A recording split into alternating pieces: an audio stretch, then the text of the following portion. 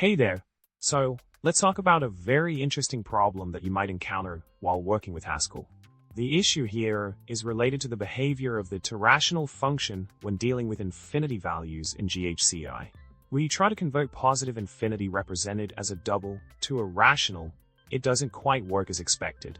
It seems like there might be a bug with some missing documentation regarding this specific scenario. Quite puzzling, right? Now, let's dive into the solution that can help you work around this problem.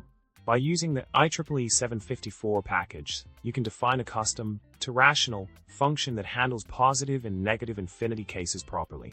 When a double value is equal to positive or negative infinity, it should be directly converted to the corresponding rational infinity value.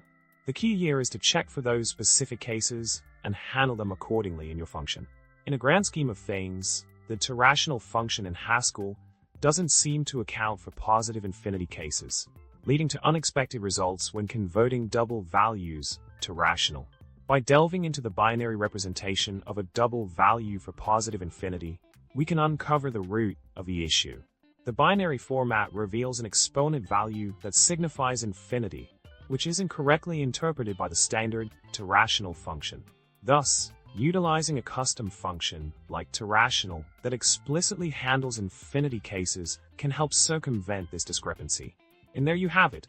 We've explored the problem with toRational not fully considering positive infinity cases in Haskell, as well as a nifty workaround using the IEEE 754 package. Remember to keep this in mind when working with infinity values in your Haskell projects.